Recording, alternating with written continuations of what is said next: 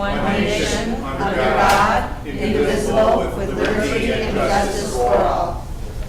I say that's always a lot better in person rather than on Zoom. We are, welcome everyone. Welcome to our budget committee members, and certainly welcome to our Shaker High School budget, Troy and Sarah. Sarah is a ninth grader and reminded me she would probably be here for 4 years. Yeah, and so that's great. Experience and wisdom means a lot, Sarah. So that's all I have to say about that. Let me see. I will take a motion to go into an open session of the budget committee. Mrs. Novillo, and a second, Mr. Cannon. All in favor? Thank you very much. I'd like to begin by mentioning that Mrs. Novillo is our budget chair, and she brings, again, great experience and wisdom to that position. So I will, Mr. Core, do you want to begin?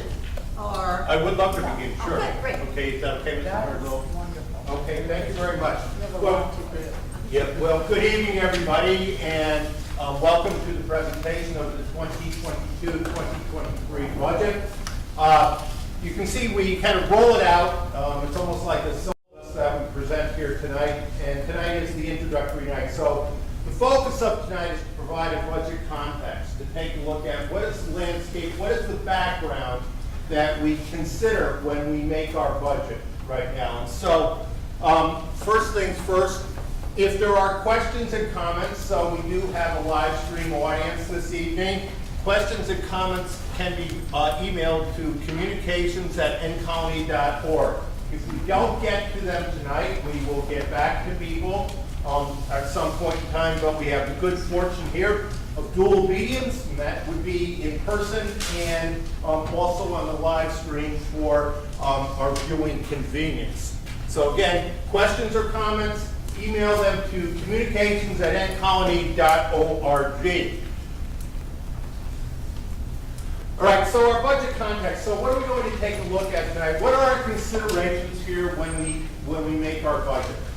And so we're going to go over what those considerations are, okay? And they are first of all, our budget making process is formed by our district mission statement. Colors, and we'll take a look at those. We'll look at how they come to play really as the lens by which we view the budget making process. In addition to that, we're going to take a look at, right now we're focusing on education in a post-pandemic world. All right, so the last 2 years have been significant for us, so we need to factor that in as we go through the budget making process. We also this year have the good fortune of enhanced federal and state aid. We're going to talk about that. We're going to talk about the various coronavirus relief funding streams that have come our way from the federal government. We're also going to talk about the fact that North County is being restored to full funding, full foundation aid funding, based upon the formula that was established back in court case 2006, where the mandate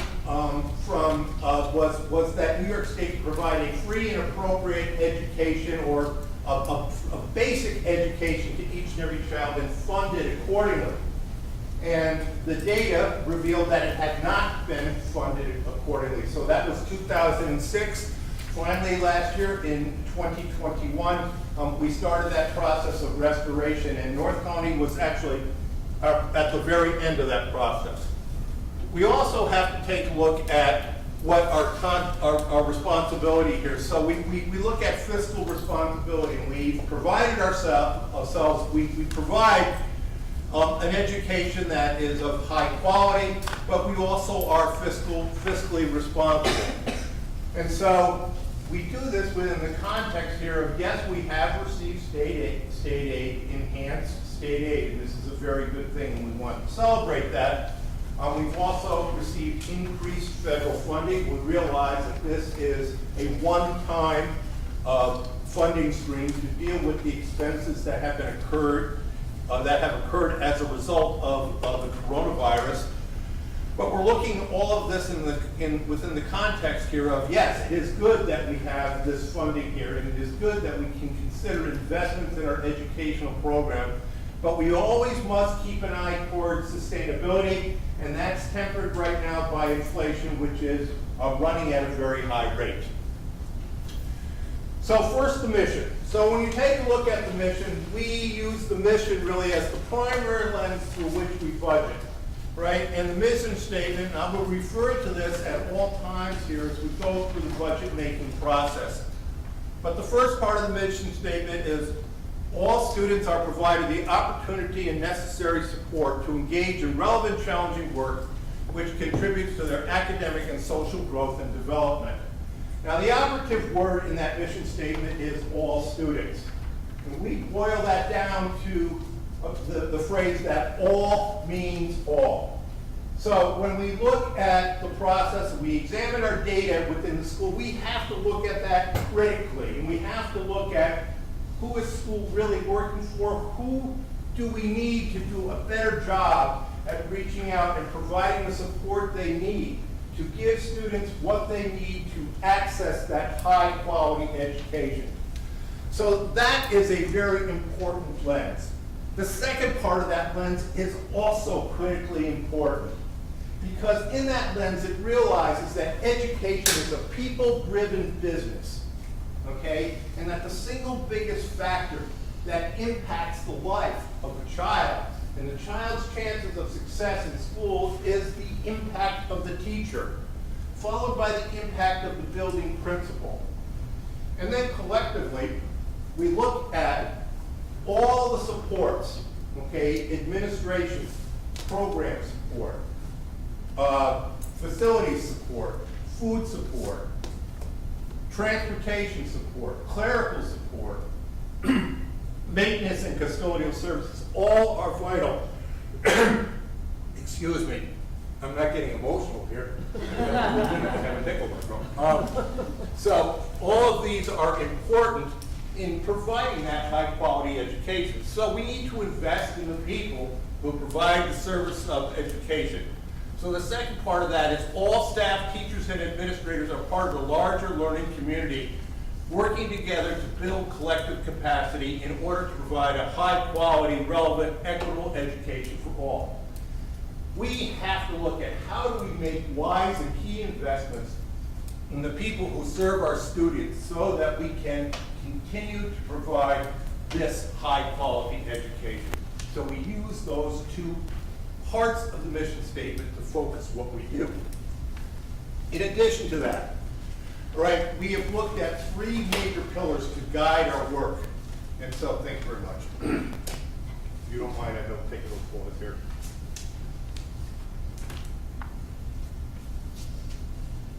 Okay. Thank you very much. All right, so academic excellence. So academic excellence refers to identifying and addressing the continuity of learning. All right, how do we look at our academic programs? Are they meeting our students' needs? Okay, are they always effective? Are they up to date? Do they really address the needs of learners in the 21st century? Equity, innovating to promote excellence to avoid opportunity gaps. Every student comes to school with different needs and different advantages and different areas where they need support. So if we're going to be an equitable educational institution, we have to look at what are the innovations and programming and the changes that we put in place to narrow opportunity gaps, because every child should be able to access that high quality education in the way that meets their needs. Social emotional health, ensuring student, staff's safety and well-being. That lesson from the pandemic is so much more apparent to us now. We need to make sure that students feel safe, that their emotional well-being is attended to. And that also includes the adults who work with them as well. So these are three vital pillars here that we need to address in our budget making process. When we take a look at them, what do these pillars mean in an ongoing pandemic? So when we look at academic excellence, one of the things we learned on March 13th, 2020, was we had to do an enormous pivot. And our teachers, remarkably, we called an emergency professional development day on the Friday before we were shut down. And that Friday before we were shut down, people did the seemingly impossible. They pivoted to an online learning platform. And then we continued to work at it, And we realized that, first of all, going back to that second part of the mission statement, investing in the people. And we are blessed with great people here. Teachers who found ways, who discovered ways of presenting information through a technology medium. They found ways to do that. And our support staff, our food service people who prepared meals to be delivered each and every day, our transportation staff, we all worked hard together, and we learned, we grew, we did things that we didn't think we could. So now, when we look at the lessons of the pandemic, we begin to think, okay, well, what can we learn? We know that technology is integral to learning, but more than ever, we really know that the relationships that we build with each other and with our students are so vitally important. We value them much more. When you are denied that connectedness and that relationship, it becomes so much more apparent and so much more important to you. So we know that we have to provide an experience that connects people, that builds relationships, and is meaningful. How do we provide meaningful learning? The notion of, okay, we are studying U.S. history year in and year out. We are studying biology, we are studying mathematics so that we achieve a good grade on a test at the end, really doesn't capture the essence of what learning can or should be. And so we have to work on that. We have and we will continue to do so. Equity. It was very apparent during the pandemic in North Colony, in the state of New York, and in the United States of America, that people were inequitably disadvantaged by the impact of the pandemic. Whether it was access to quality technology, access to learning support, families who were very much devastated by the fact that their children were now home and they were trying to figure out, how do we manage childcare? How do we supervise our children? So the equity factor is really important. It became so apparent to us that we need to really be analytical, honest, truthful with ourselves about how do we go out and narrow opportunity gaps for students. So equity during that pandemic really hit home as a fundamental pillar. Social emotional health. We know that that's vital. And if students don't go to school feeling safe, feeling connected, belonging, feeling that they have good relationships with one another, but good relationships with those meaningful adults in their lives, then that's really, really important. And the pandemic hit home. It hit home at the hearts of our teachers, okay, who, when they looked out there, they wanted to see more than just faces on a screen, or in many cases, no faces on a screen. So they needed that connection. Our students needed that connection. So that social emotional health pillar really needs to be attended to in the pandemic because A, we realized its importance, but we also realized that when it is not there, the impact on everyone is devastating.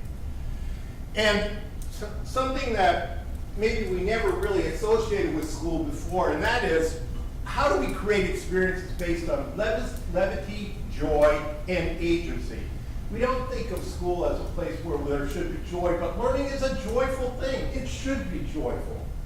Okay? You should love to come to school. Just a week ago, Channel 13 did a piece on our innovation spaces, and it showed students in those innovation spaces laughing, talking, and working. And working in an environment that is very, very rigorous and has high academic standards. There was joy, there was conversation, there was engagement, there was collaboration. So that's important, as is agency. Okay, we want our students to have a sense here that I can make a difference. I can make choices in my learning. I can decide, make a choice as to how I learn best. And that will be validated, affirmed, and recognized. So these are important pillars in an ongoing pandemic. These pillars and the context of the pandemic will be used here to form our budget making process. Now the facts. Okay, so these are the budgetary facts in North Colony. We're considered a low needs and high resource school district in New York State. Okay, that means that by state definitions, certain data points, okay, we don't have a particularly needy population, although the needs have increased phenomenally. And I think if you talk to everyone in the state of New York who's involved in schooling or in this country, they will tell you universally, regardless of your zip code, needs have increased. But that's how we are officially designated by the state. Most of our revenue comes from the property taxes that are charged to the businesses and the homes, the homeowners of North Colony. And so that's 71.6% of our revenue comes from these property taxes. Okay, so if we're going to, that's going to be the biggest source. We have to raise taxes to create revenue. 22.4% comes from state aid. Now that's moving up from where it was, okay, but it is a smaller slice of the pie. And then 6% comes from a variety of funding sources, and they could be our fund balance, our reserves, and other miscellaneous revenues, including federal revenues and grants. Now, one interesting facet of this year's budget is that we have faced significant federal funding. And I use that sounds like we're facing federal funding. When you say something that's really bad, but we are gifted, blessed, if you will, by increased federal funding. That is to the tune of $9.3 million. We are obligated to use that funding between March of 2020 and September of 2024. And we have spent out that money, and we do have plans for it in the future. Now, one other factor is the factor of inflation. And inflation is impacting our current year and the 2023 budget. Just for an example here, our fuel budget is projected to increase by $240,000. So that's one small facet of it, but we have to account for inflation. So we do have good news in enhanced federal funding and enhanced state funding, but we have to temper that with a sense of what do we need to do to be sustainable going forward, and what do we need to do to cope with current inflationary factors in the economy. So let's look at the big picture, the big state picture for the New York State executive budget. This is the budget that was submitted by Governor Hochul back in January. Excuse me for 1 minute.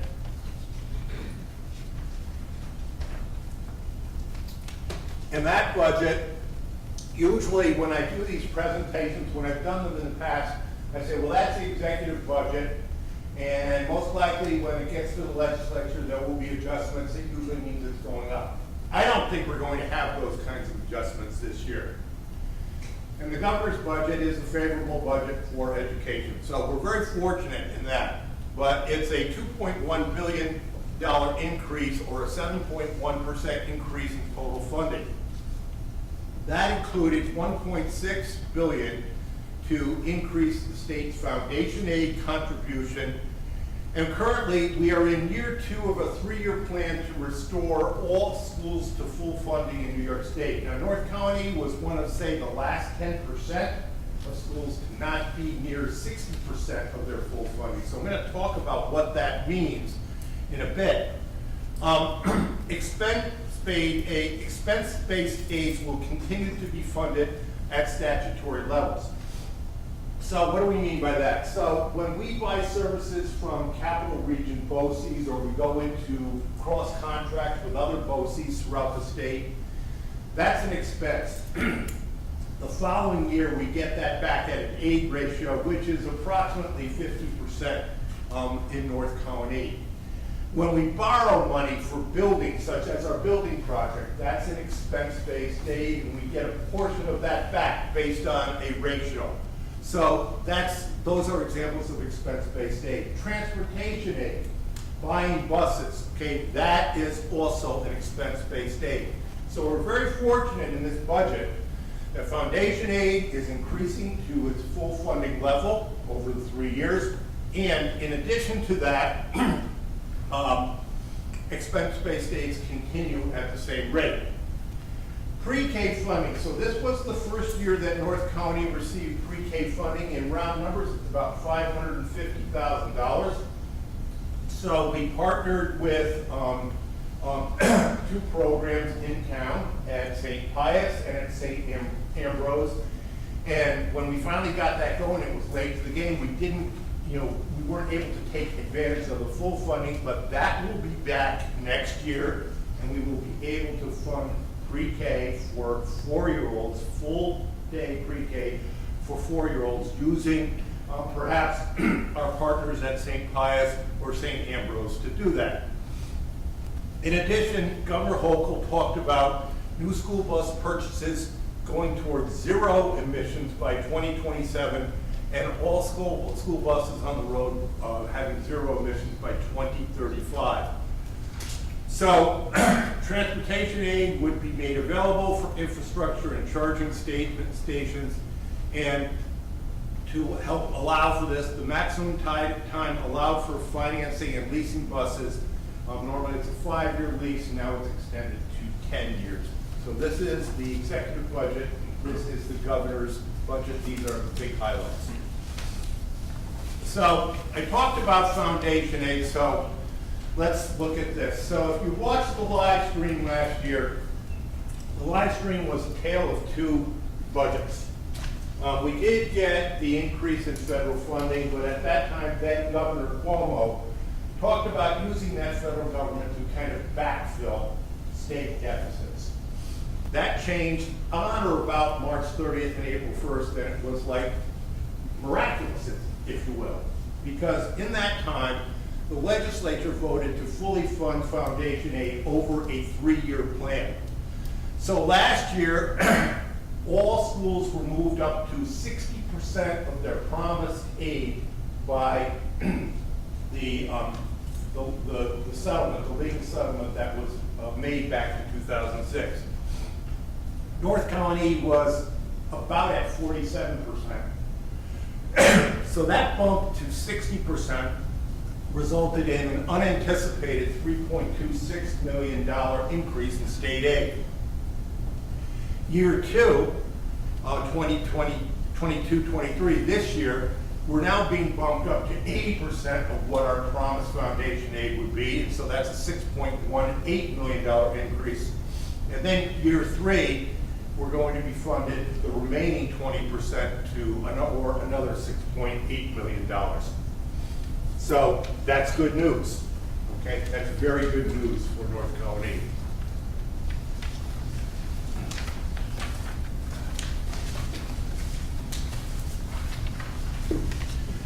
Now, here is state aid for the executive budget. So we'll just go down through some of these aid categories here. So you can see foundation aid has been bumped up from about 15.4 million to 21.6. There's the difference of 6.1 million. BOCES aid, again, that's expense-based aid. So that represents the increased expense in BOCES aid last year because it's delayed a year. So that's about 1.8 million, or an increase of about $500,000. Hardware and technology, pretty close. We're up to $92,000, an increase of $8,000. Software library textbook aid, that's up to $517,000. That's an expense-based aid. That's up to $157,000. Transportation and other expense-based aid up to $4.1 million, or an increase of almost $600,000. Public excess costs, that's diminished slightly, okay? That's down $21,000. Private excess cost is about the same with an $8,000 increase. And the supplemental public cost, that has been forever $531. Doesn't change. Our building aid is up $257,000. That is an expense-based aid. And our operating reorganization incentive has run out. Now, what's that? Back in 2008, the North County Central School District annexed the Maplewood Common School District. Over a period of 14 years, we were awarded a grant by the state of approximately $30 million. It was parsed out over those 14 years. And this is the last year of that aid. That aid expires. Okay, so that's an aid loss of $285,000. So when you put foundation aid plus all those other various aids together, the total increase is $7.4 million. And I misspoke before. I said it was about $550,000. As you can see, UPK is about $500,000, and that remains in the budget for next year. Coronavirus funding. Okay, so there are various acts. So there is CRISA, that's the Coronavirus Response Relief Supplemental Appropriation Acts, ESSER, Federal Elementary Secondary School Emergency Relief, the Governor's Emergency Relief, GEAR, and the American Rescue Plan, ARP. So you can see the operating period there, various breakdowns. They add up to a total of $9.3 million that we received from the federal government, with the opportunity to spend this out to 2024.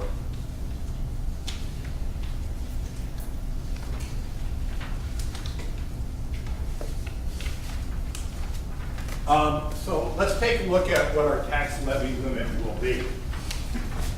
So our CPI is above 2%. So the maximum allowable tax rate increase is 2% that we can have. And actually inflation, we mentioned that before, the inflation factor is 5.21%, and that was the most recent number published by the New York State Comptroller's Office.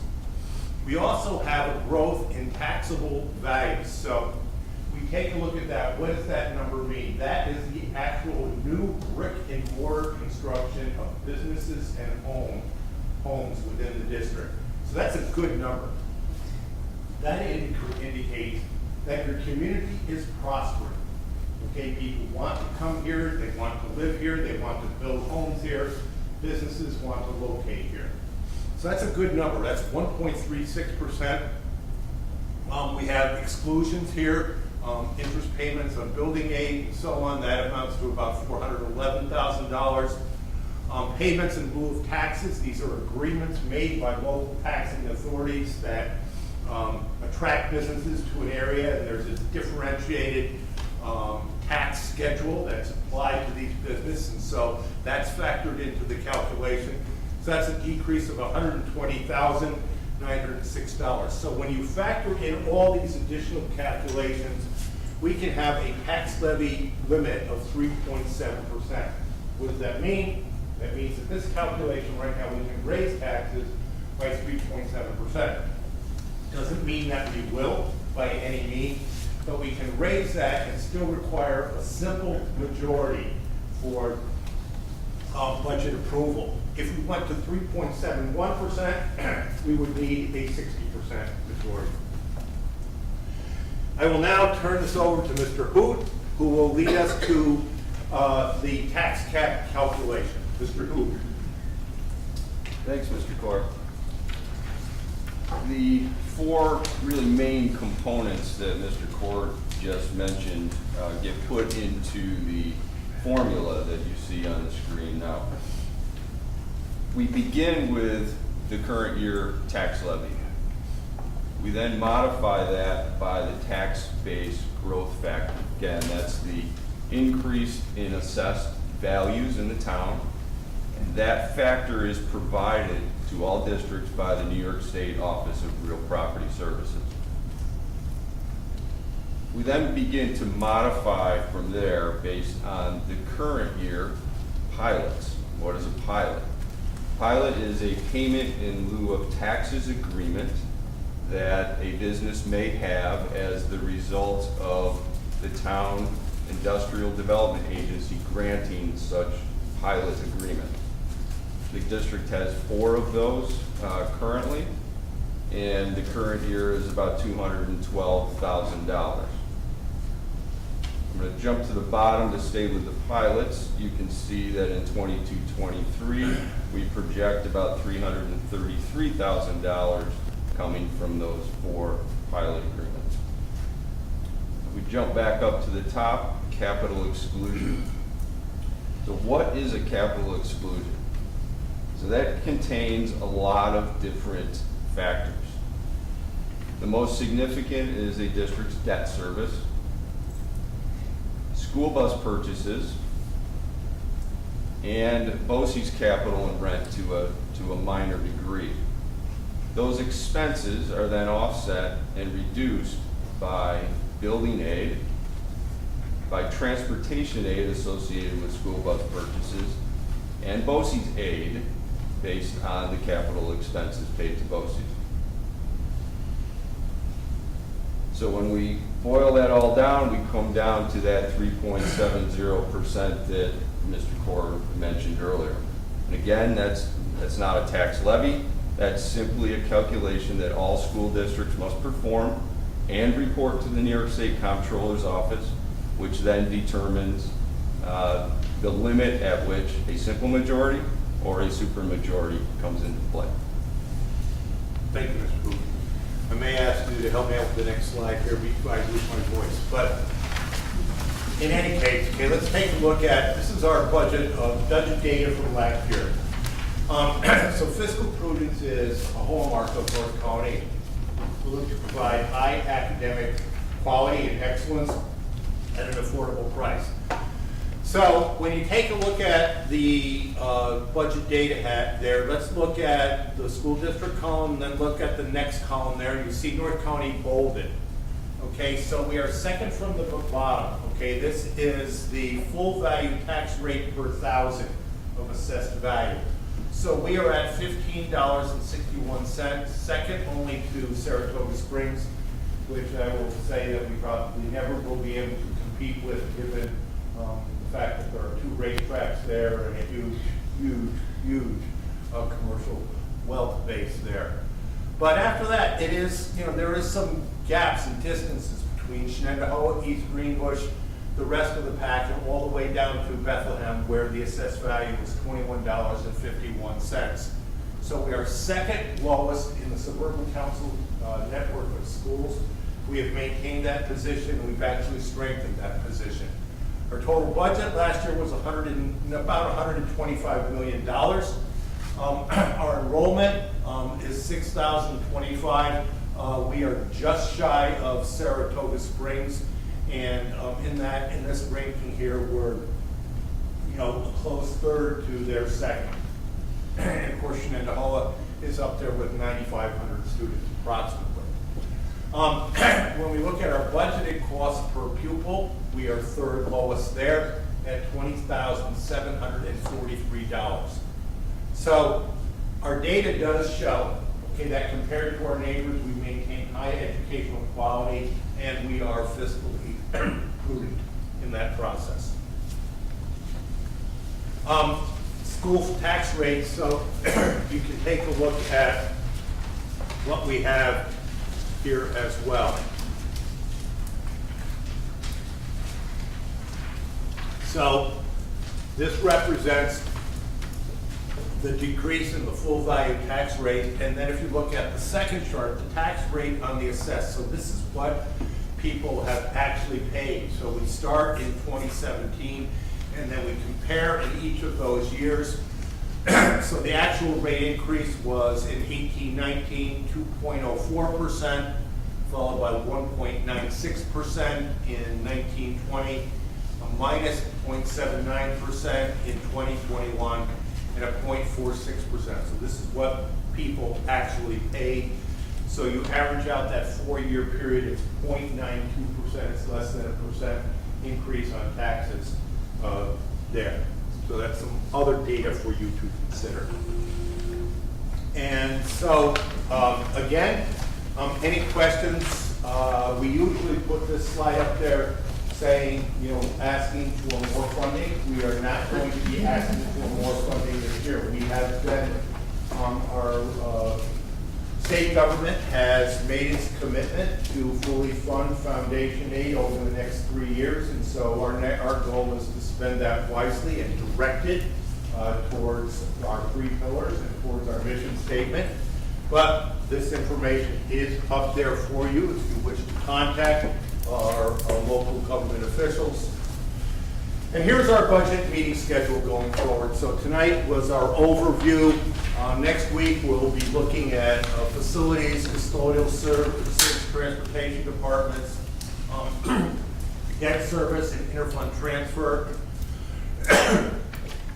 The 21st of March, we focus on instructional technology, technology equipment, Smart Schools Bond Act.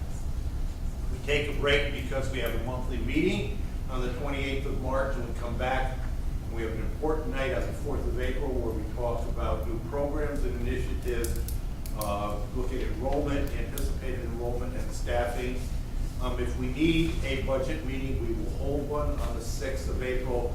On the 11th, we come back, we review everything. We have the final updated and most current property tax cap, which will be used. We file the property tax report card, which is a legal requirement. We approve all the schedules. So if you take a look at all those presentations that we do on the 14th, the 21st, on April 4th, we come back, we look at them, the board votes on them individually, and then the board will formally adopt the budget on that night of April 11th. May 4th, we have a public forum on the budget. If you're associated with a PTA, I am ready, willing, and available to come around and speak to any PTA about our budget. And then on the 17th of May, that is a Tuesday, 2022, at Goodrich, we hold the annual election and budget vote. So that concludes where we are for this evening. It was an overview of the budget, and Mrs. Nardillo, I will turn it back to you. Okay, well, do we have any questions for Mr. Cora at this time? I was going to ask, well, I don't necessarily need an answer tonight, but are we going to discuss universal pre-K at some point and district's longer-term plans beyond just the 1 year? I think we, yeah, And sure. how we budget. Yeah, I would be happy to discuss UPK. I can say for budgeting purposes, we intend to use the money given to us by the state. And so that doesn't necessarily have to be a part of the budget process, but we can certainly discuss UPK. Okay. Absolutely.